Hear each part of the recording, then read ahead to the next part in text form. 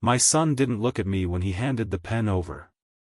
"It's for the best, Dad," he said, signing where the nurse pointed.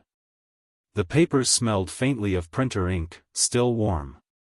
Through the window, I could see my old car, the one I'd given him, idling by the curb. He didn't even turn when I called his name. The door closed, and the only sound left was the slow, steady hum of the fluorescent light above me. It began so quietly, I almost convinced myself I was imagining it. At first, my son still came by every Sunday. He'd bring bread from the bakery downtown, the one his mother loved, and we'd sit at the old oak table in the kitchen. That table has been in our family for 40 years, its surface worn to a smooth shine where elbows have leaned and cups have rested. But lately, he didn't set the bread down as though it meant anything. He left the bag unopened, his phone resting beside it, the screen flashing every few seconds. I'd be halfway through a sentence when his eyes would flick down, a faint smile tugging at his lips. Not the kind meant for me. One afternoon, I asked about his week. He gave me 3 words, busy as always, and went back to thumbing through his messages. I let the answer sit there, heavy and unanswered, the way a coat hangs forgotten on the back of a chair. The thing about growing older is that people think you stop noticing. They think your hearing fades for everything, not just sound, but tone. Yet I could feel it in the spaces between his words. I started watching the clock on the wall when he came over. At first, I told myself I was just making sure the roast didn't burn. But in truth, I was tracking how long it took before he made an excuse to leave. It used to be hours. Then it was barely 45 minutes. The shift was in the little things. He no longer asked me to fix his tools or look at his car. He stopped bringing up old stories about his mother. When I mentioned the garden, he'd nod absently without looking out the window to see it. I remember one evening in particular. The sky outside was the deep, bruised blue of a summer night coming on. We were halfway through dinner, and the only sound was the clink of his fork against the plate. Even the refrigerator seemed to hum a little louder, as if to fill the space where our conversation used to be. He set his fork down, glanced at his phone again, and said, "I've got to get going. Big day tomorrow." I nodded, forcing a small smile. "Of course. Don't let me keep you." He kissed the top of my head the way a person pats a dog before leaving for work, affectionate, but automatic. Then the front door closed, and the air in the house seemed to settle in a way it hadn't before. I stood at the sink, rinsing the plates under water that ran hotter than I needed. Outside, the street lamp flickered to life, casting a pale yellow circle onto the driveway. I could see the faint outline of his taillights disappearing down the street. When my wife was alive, we used to talk about the kind of father I wanted to be. Present, patient, always willing to listen. I believed I'd kept that promise. But now I was beginning to wonder if keeping promises mattered when no one cared to remember them. The following Sunday, he didn't come at all. No call, no message. I sat at the table anyway, the bread knife resting beside a clean plate, as though he might walk in at any moment. By 9 o'clock, the house was quiet except for the soft ticking of the clock in the hallway. I told myself it was nothing, that he must have had a long week. But deep down, I knew. Distance doesn't arrive like a storm, it seeps in like a slow leak, unseen until the floor beneath you begins to rot. The next time he came by, it was different again. He didn't even step inside. He stood on the porch, shifting his weight from one foot to the other, holding a manila envelope I didn't ask about. We talked about the weather for 5 minutes, maybe less, before he said he had errands to run. I watched him walk back to his car, the envelope still tucked under his arm. I didn't know it yet, but that envelope would soon change everything. When the door closed behind him, I stayed there for a moment, hands still resting on the knob. The cool brass felt steady under my palm, steadier than anything else in that moment. That night, I sat in my chair by the window, the one with the frayed armrest, and looked out at the garden. The roses were in bloom, pale pink against the dark green leaves, but I couldn't remember the last time he'd noticed them. The truth was taking shape, quietly, without my permission. And though I wasn't ready to say it out loud, I could already feel the beginning of something I wouldn't be able to turn back from. The morning of my 72nd birthday began like any other. No calls, no messages, just the low hum of the refrigerator and the faint creak of the house settling. The sunlight was thin that day, slipping in through the blinds in pale stripes. On the kitchen counter sat a small vase of flowers, drooping carnations, their petals browned at the edges. Mrs. Green from next door had left them on my porch sometime before dawn. She'd done that every year since my wife passed.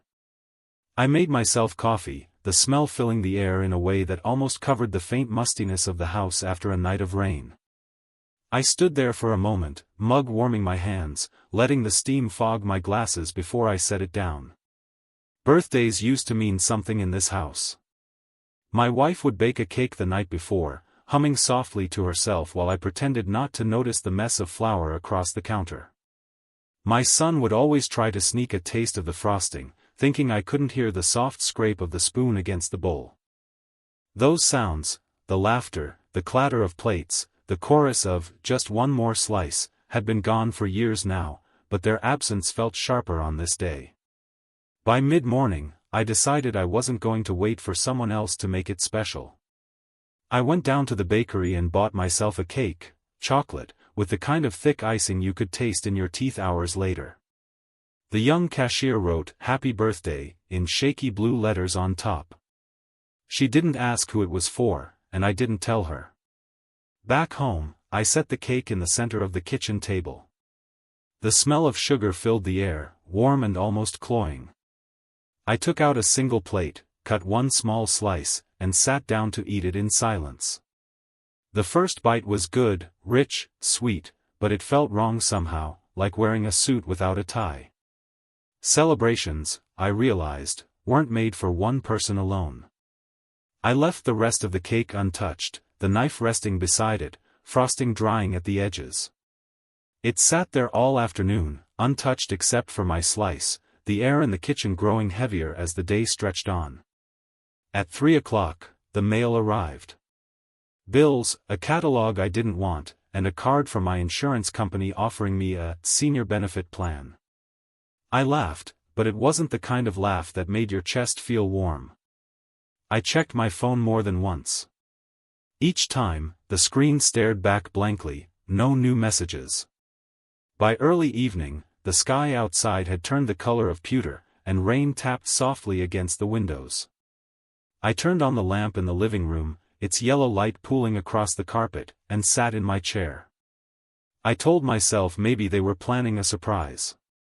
Maybe they'd show up at the last moment, laughing about how they had me fooled.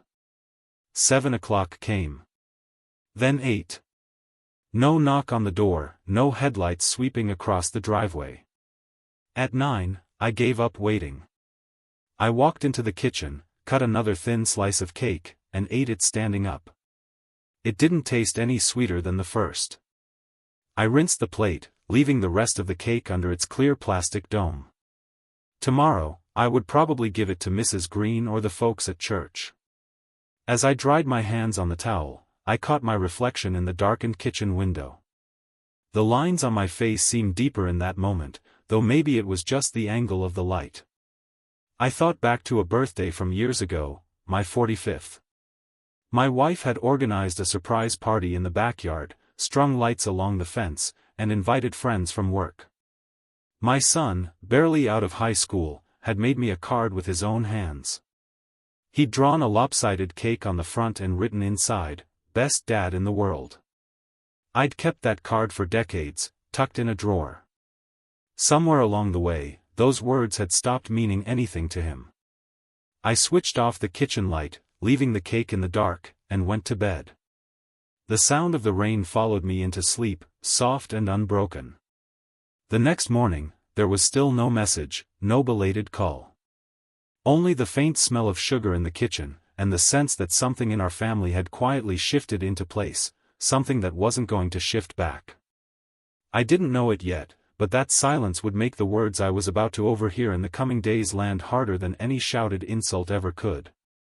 The afternoon had that thin winter light that makes the house feel longer than it is. I was moving slowly down the hallway with a basket of warm laundry against my chest. The towels gave off the faint, clean smell of detergent. My hands sank into the heat as if I could borrow it.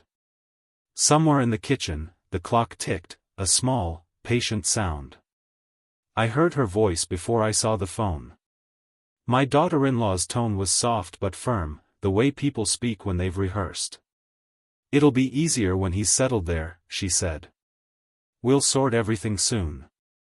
I stopped. The towel on top, the blue one with a frayed corner, slid a little under my chin. The hallway floor was cool through my socks. I looked toward the kitchen and saw his phone sitting on the counter, its screen lit, call timer climbing. The speaker was on. "Don't worry about the house," she continued. "I've looked into it. If he's there permanently, the sale is straightforward." A shirt, still warm from the dryer, sagged in my grip. The dryer's quiet drum had stopped minutes before, leaving the ticking clock to fill the room. I stood very still. Her voice dropped. "He's old, he'll adjust. It's safer for him. And for us." A pause. "No, he won't fight it." The word old didn't bother me. Age is a fact like rain. It was the certainty in he won't fight it that scraped along something inside me. I shifted the basket to one hip and stepped to the edge of the kitchen doorway.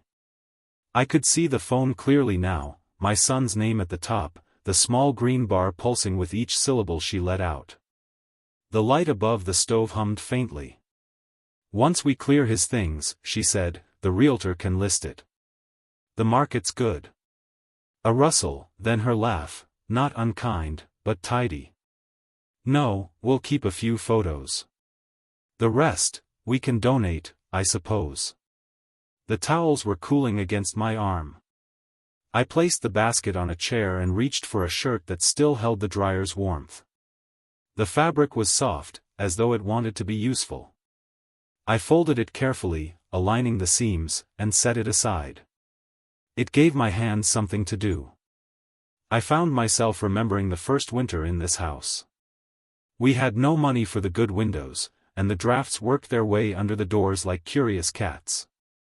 I stuffed rolled towels along the thresholds and burned my fingers on the space heaters. My son was 6 and thought the lights flickering during a storm was magic. We ate grilled cheese, listened to the wind, and pulled our chairs close together as if our closeness was fuel.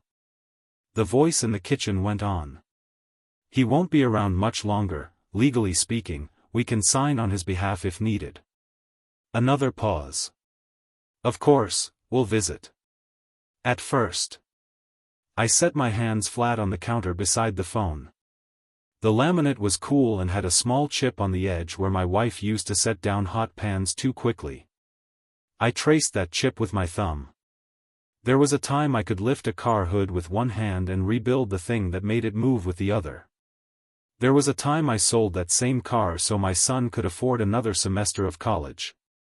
There was a time I hid the final hospital bill from my wife and took a night shift at the warehouse to cover it, sleeping in a chair between shifts while the coffee tasted like metal. "The paperwork's pretty straightforward," she said. "Once he's placed, we notify the bank." Placed. Like a chair. I picked up the phone. The call timer read 22 minutes. I didn't end it. I put it back down, carefully, as if it might shatter. I glanced at the doorway to the den where, on the bookshelf, a photo of the three of us sat gathering dust. My wife's smile was slanted, as if she'd been caught before the laugh. My son, 10 then, had one arm thrown around my neck without looking, the careless closeness of a boy who believes arms and fathers are permanent. In the laundry room, the washing machine clicked as it cooled. The house felt wider than it had that morning. "I told him Sunday," she said on the phone. "We'll take him to the tour." He seemed quiet about it. "I think it's best if we just take the lead." Another rustle.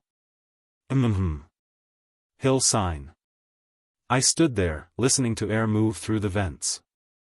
My jaw felt tight, but my voice, when I finally tested it in a whisper, was steady. I said her name once, a greeting so soft it didn't carry.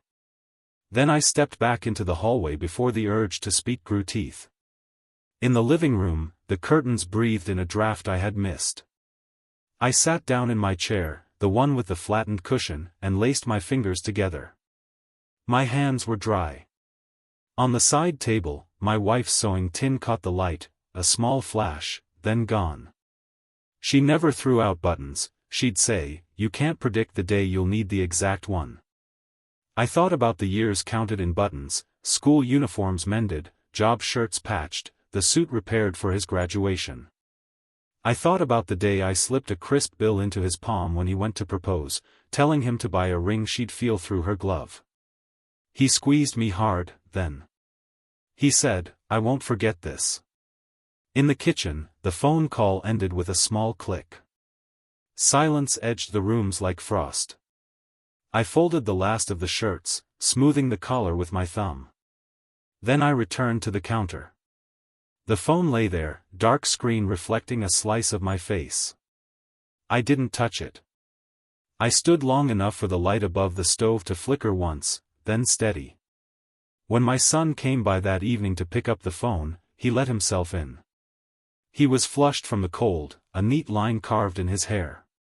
"Left this," he said, tapping the counter with a knuckle. The phone woke, then slept again. "How was your day?" I asked. My voice felt like I'd rubbed it across sand. "Busy," he said. He avoided my eyes, then glanced toward the den. "We should talk about Sunday. There's a place I think you'll like." He smiled in that polite way people do when they're making a sale. "It's safer. More support." I nodded as if safety were a package you could open. "Sunday, then." He checked the time. "Gotta run." He slipped the phone into his pocket. "It'll be good for everyone." I watched him go. The front door side shut. A strand of winter air crept under it and cooled the skin on my ankles. Back in the kitchen, I lifted the laundry basket and carried it to the bedroom. I placed each shirt in the drawer, smoothed the corners, and left one towel folded at the end of the bed the way my wife used to when she wanted me to rest. I sat down and felt the mattress give in that familiar way. I did not call him back. I did not mention what I'd heard. There's a kind of dignity in letting someone show you who they've become without helping them along.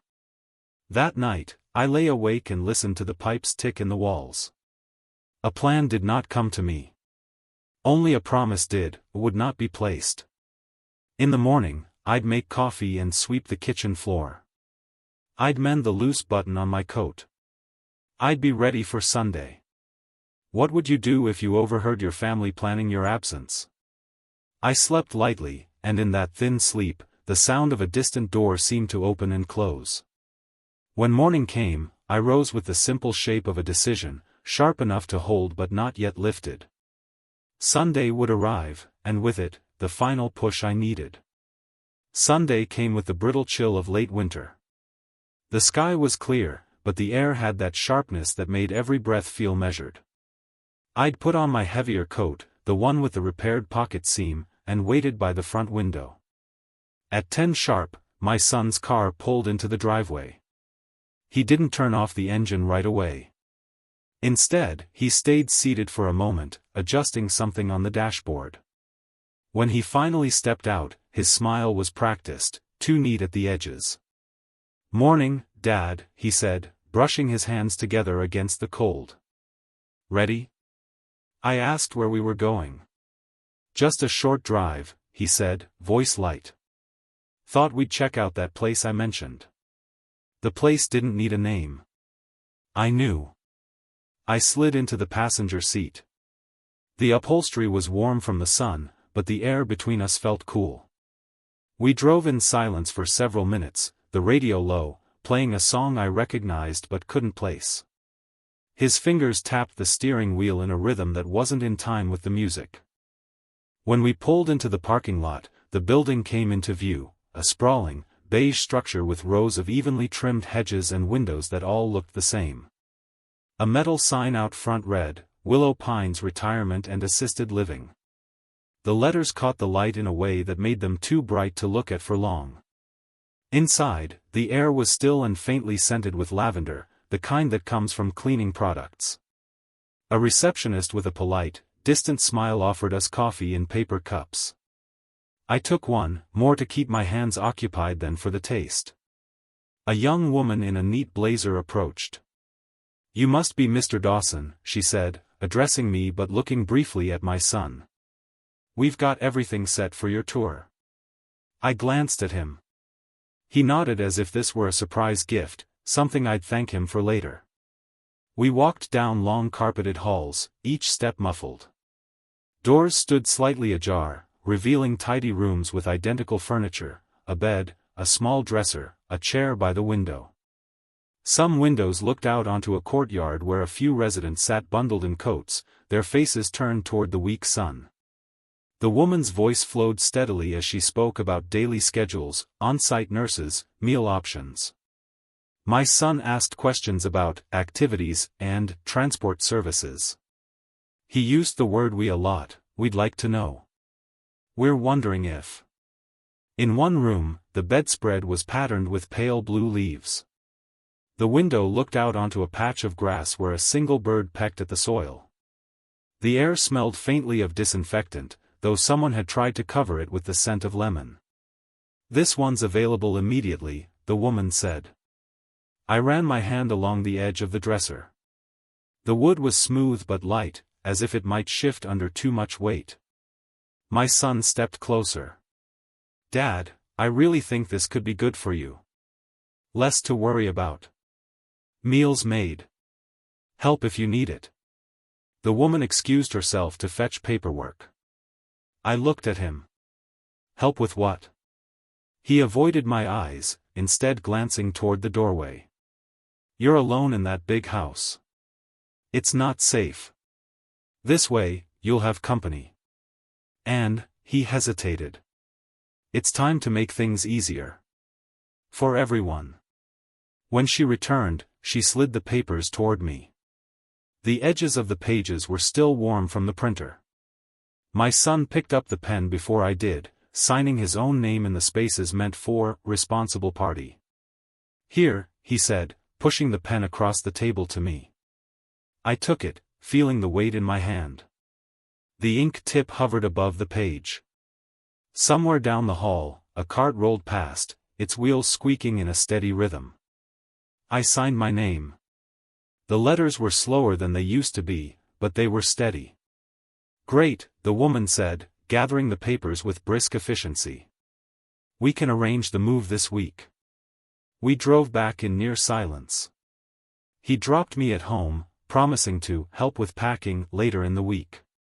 When the front door shut behind me, I set my coat on the chair and stood in the middle of the living room. The afternoon sun angled across the floorboards, catching the dust in the air. I listened to the faint tick of the clock, the sound steadier than my own breath. I walked through each room slowly, the den with the creased armchair, the kitchen with the chip in the counter, the bedroom where my wife's sewing tin still sat on the dresser. My hand trailed along the walls, feeling the texture of the paint, the dips and bumps that only years could create. It was not sadness that settled over me then. It was something colder, quieter. Like the moment you realize a bridge has already burned, and you've been standing on the wrong side the whole time. I began to think. Not of pleading. Not of changing his mind. Of something else entirely. When I finally sat down in my chair by the window, the light had shifted, and the garden was cast in shadow. My roses were still in bloom, pale against the darkening leaves. I wondered if he'd noticed them when he came to help me pack. I doubted it. That night, I slept without dreams, but woke before dawn with a single, clear thought: would leave, but not in the way he imagined. The week between the signing and the move passed in a kind of muted weather. I didn't tell anyone about the papers. Not the neighbors, not the folks at church. The house and I moved together in quiet routines, as if neither of us wanted to draw attention. Each morning, I rose before the sun and made coffee. The kitchen still filled with that rich smell, though I noticed the pot stayed fuller longer, 1 cup for me, no second pour for a visitor. I drank it by the window, watching the light creep across the garden. The roses, stubborn against the frost, still opened a little each day. I didn't pack. My son called twice, offering to come help, but I told him I was fine. Instead, I cleaned, not the frantic sort of cleaning you do when guests are coming, but slow work.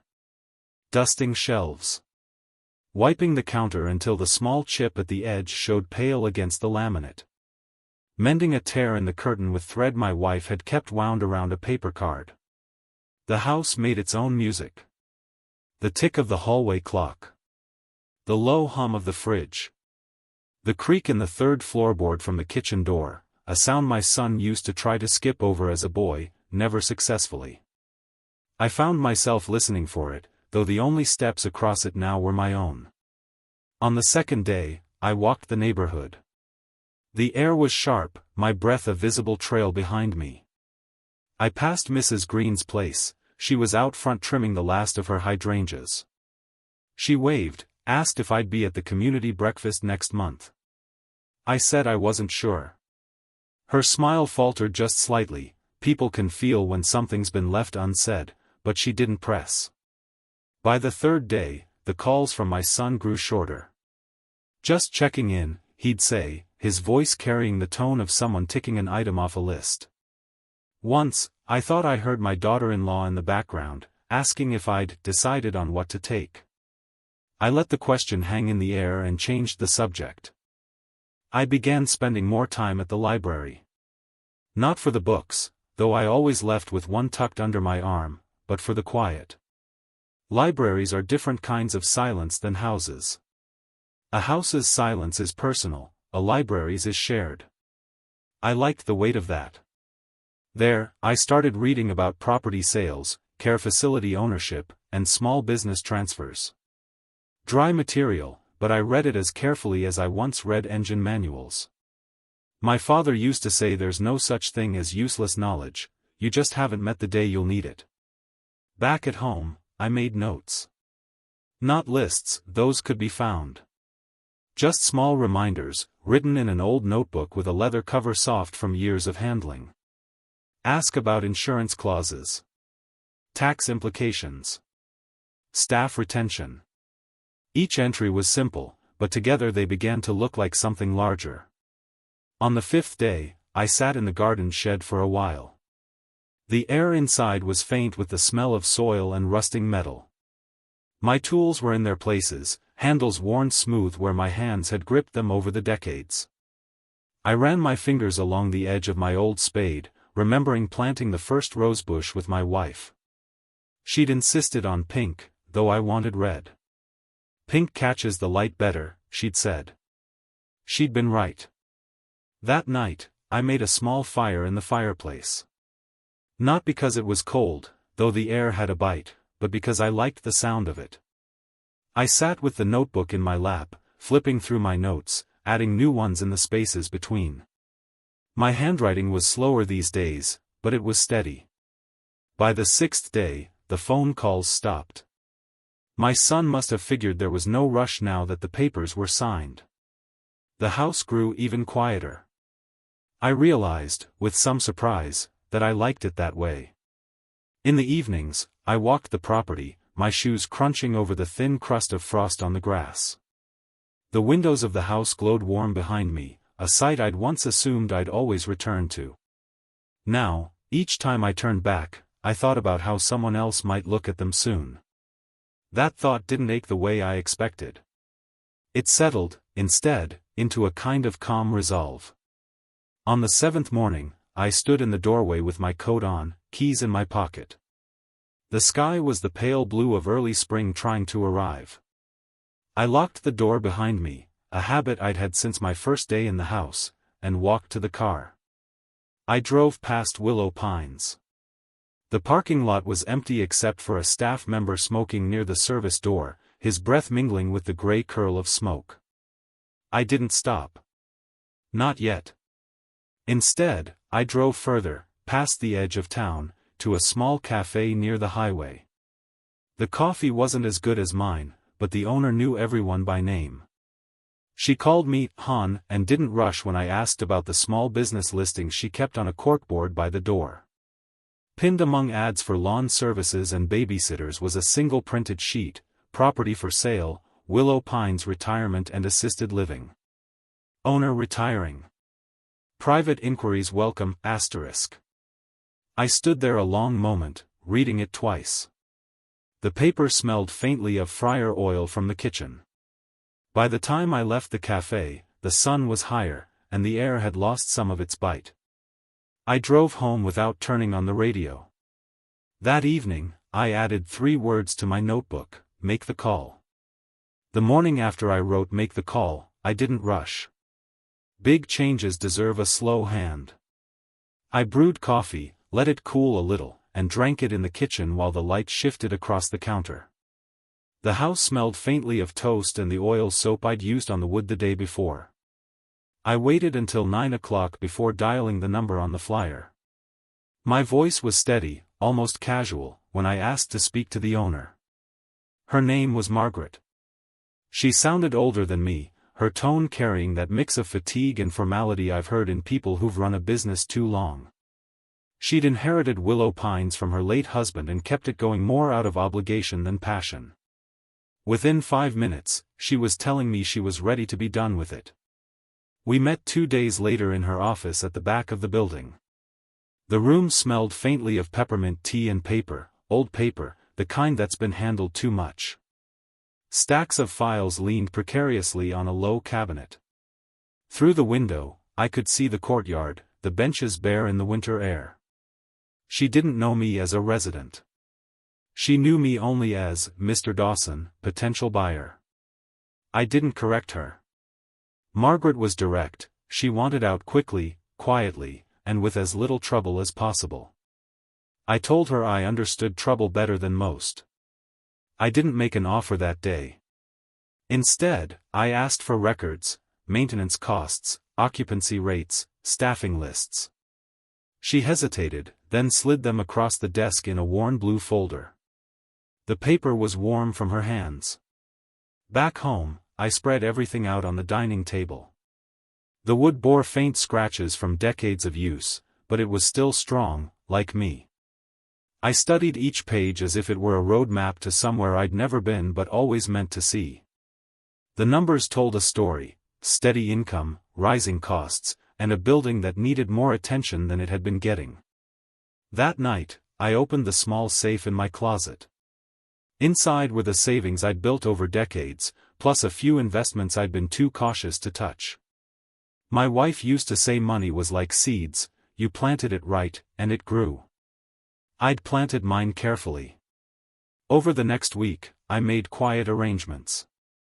I spoke to my bank manager, a young man who seemed surprised to see me in a suit. I met with a lawyer I'd known since he was fresh out of law school, back when he came to me for help fixing his first car. I told him I wanted the purchase structured through a trust, with my name well back in the paperwork. No one, not my son, not the staff at Willow Pines, knew a thing. Each step felt deliberate, almost like mending something. The more I worked, the less the house felt like it was slipping from me. Instead, it felt like I was pulling something closer. When Margaret and I met again, I was ready. I made my offer, fair but firm, and included a promise to keep all current staff employed if they wished to stay.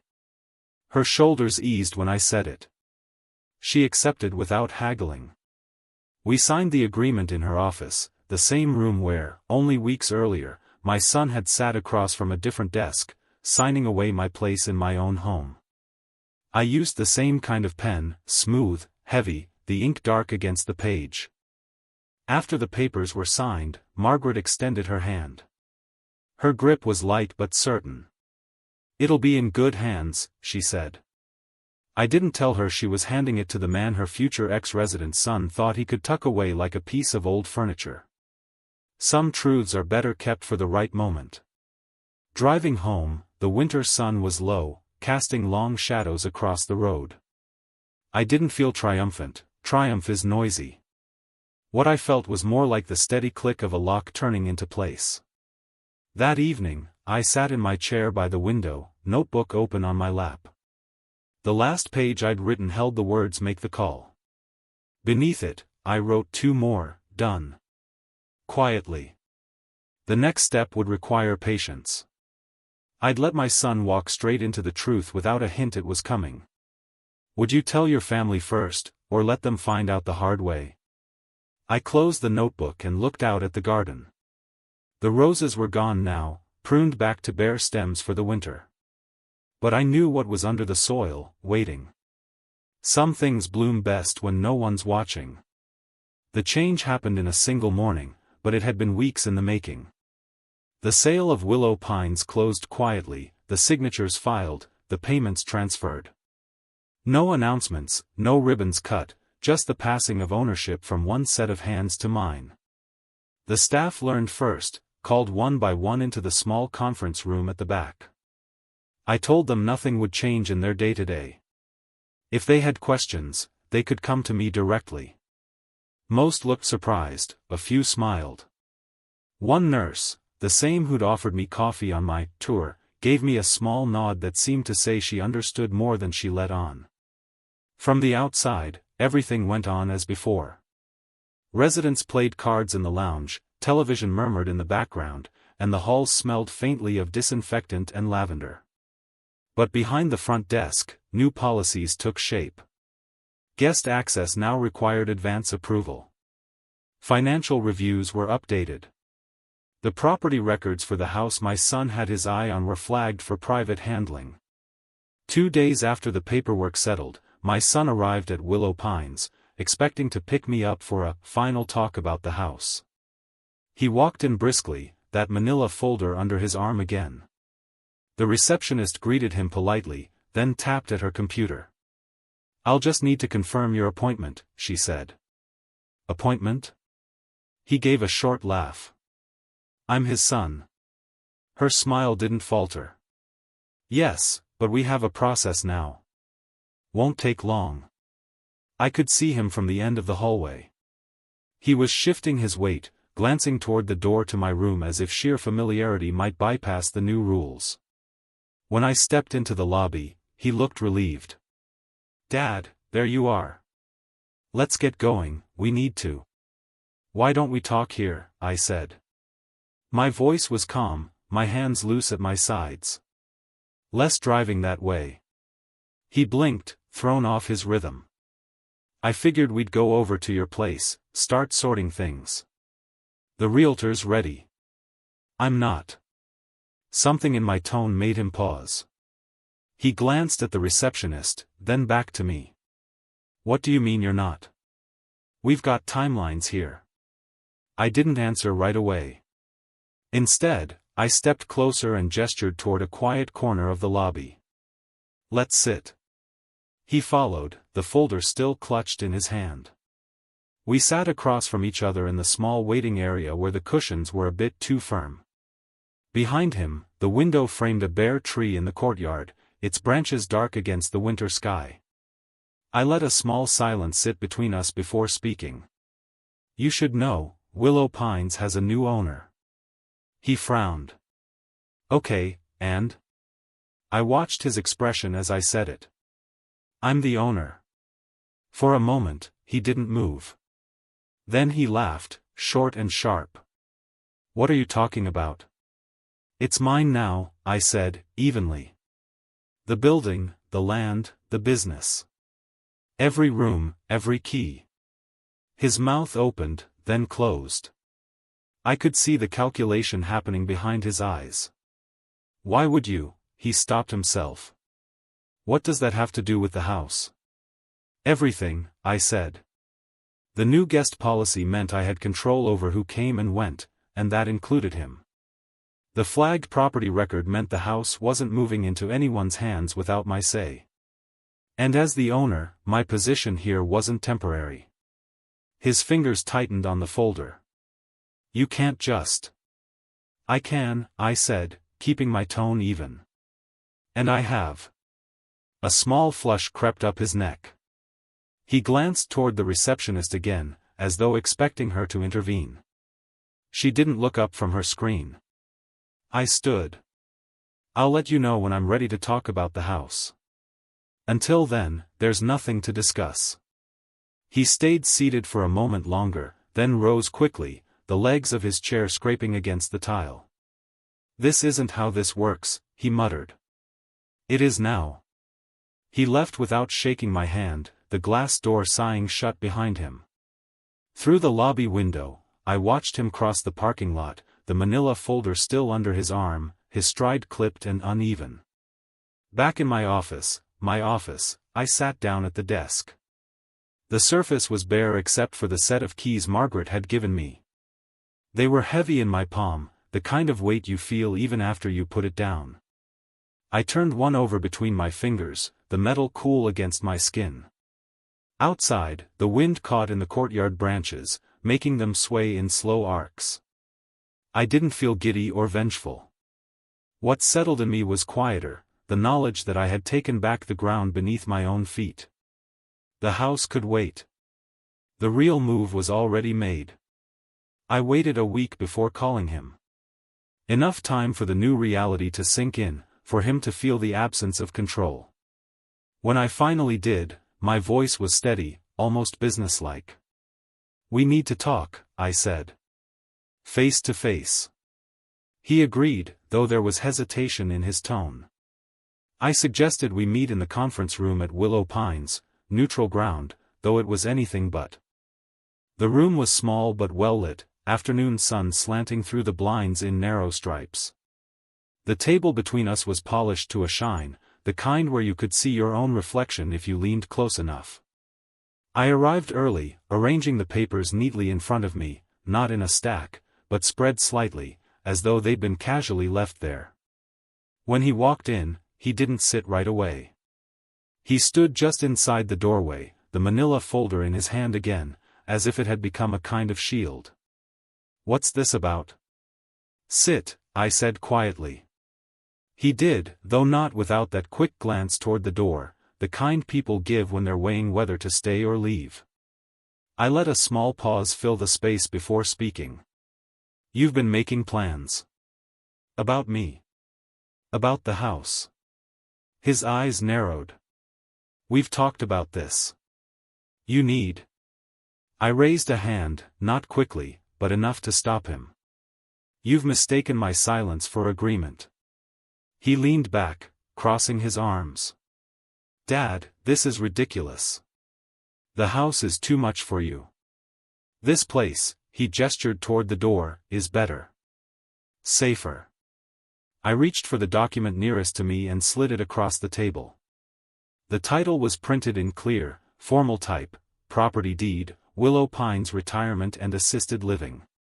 My name sat cleanly on the owner's line. He didn't touch it. His eyes moved over the words once, twice. What is this? It's what you've been trying to manage without me, I said. The difference is, I manage it now. The color in his face shifted, not quite red, not quite pale, something between the two. You bought it? Yes. I kept my voice low, each word deliberate. Every hallway, every key, every decision that happens here now passes through me. He gave a short, humorless laugh. Why? To prove a point? No, I said. To keep my life where it belongs, in my hands. For a moment, neither of us spoke. The only sound was the faint hum of the ceiling vent. I leaned forward slightly. You'll need to find somewhere else to live. His head jerked up. What? The house, I said. You and your wife will vacate it by Friday. The locks will change that afternoon. He stared at me, disbelief folding into something harder. You can't just. I can, I said, and let the silence finish the rest of the sentence. His mouth opened, but no words came. He pressed his lips together and looked down at the table, the light from the blinds cutting narrow lines across his face. I could see the exact moment he realized the fight was already over. It wasn't in a slump of his shoulders or a sigh, it was in the stillness. People don't go still until they've run out of angles. Finally, he said, "You're making a mistake." "Maybe," I said. "But it'll be mine to make." He pushed back from the table. The legs of the chair scraped against the floor, breaking the quiet. "Don't expect me to come running when this blows up." "I won't," I said. He paused at the door, his hand on the frame. "You're not the man I thought you were." I met his eyes. "Neither are you." He left without another word. The door clicked shut behind him, the sound small but final. I stayed in the chair for a long time after, the papers still spread in front of me. The sun had shifted, the stripes of light across the table now angled toward the floor. Through the window, I could see the courtyard. A resident was walking slowly along the path, pausing now and then to rest a hand on the back of a bench. The bare branches overhead swayed in a light wind, moving just enough to catch the sun. It struck me then that power doesn't always announce itself. Sometimes it's just the quiet ability to decide when a door closes, and who's left standing on which side of it. CTA number 3, would you have confronted them, or simply let the notice speak for itself? I gathered the documents into a neat stack and placed them in the drawer.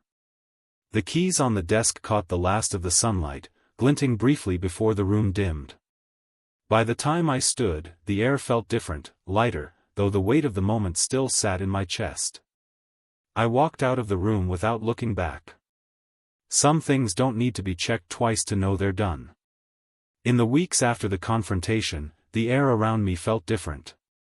Not lighter exactly, more settled, like a room after you've finally closed all the windows against a cold draft. I didn't hear from my son for a while. I expected that. When he did call, it was short and clipped, the words lined up neatly but without warmth. I answered each time, never letting the silence stretch too long. Civil, but nothing more. The house was mine again before the month was out. I walked through it on the first night alone, touching the walls as though reacquainting myself with an old friend. The scent of fresh paint from the locks being changed lingered faintly in the air. His things were gone, but I didn't check to see what he'd taken. Some absences don't need cataloging. I decided to keep Willow Pines. Not because I needed the business, but because I understood something now, it was more than a place to be placed. It was where people lived out the days they still had, and it deserved an owner who saw it that way. Margaret had left her mark on it, now I would leave mine. I started small. The meals improved, fresher bread from the bakery downtown, real butter instead of packets. The garden courtyard was pruned and replanted, the bare trees underplanted with early bulbs that would break through the soil come spring. I walked those paths in the mornings, nodding to residents who sat on the benches, their coats buttoned tight. In my own garden at home, the roses had begun to show new buds, tiny but determined. I found myself pruning more carefully than before, cutting away only what was necessary.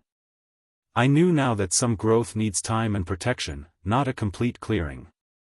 Every so often, I would catch sight of my reflection in the kitchen window, older, yes, but not diminished.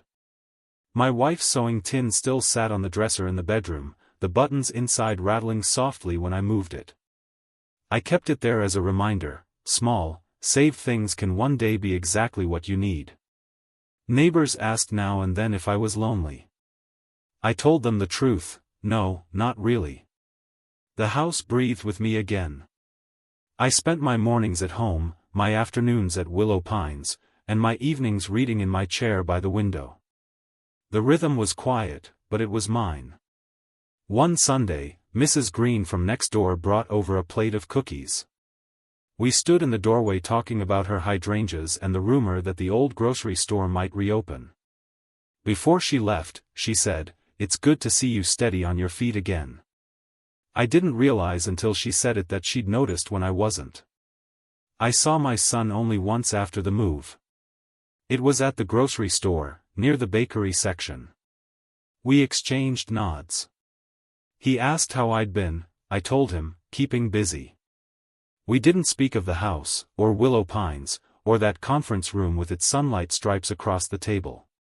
Some truths don't need revisiting to stay true. That night, as I locked the door, I realized I wasn't angry anymore.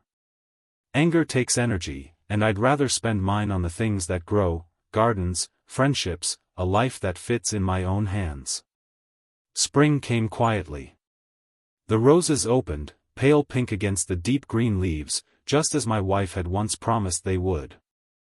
I stood in the garden one morning, coffee warm in my hands, watching the petals shift in the breeze. There's a kind of peace that doesn't announce itself. It doesn't arrive with fanfare or the relief of some grand ending. It slips in slowly, filling the corners of a life you've decided to keep for yourself. I had my house. I had the business. I had my days arranged in a way that left room for the things I valued. And, most importantly, I had the simple knowledge that no one could sign me away again. I walked back inside, the smell of coffee still in the air. The clock in the hallway ticked steadily, the same sound it had made for decades. I paused to listen, not because I feared the time, but because I knew it was mine to spend. Some doors close softly. But once shut, they stay that way.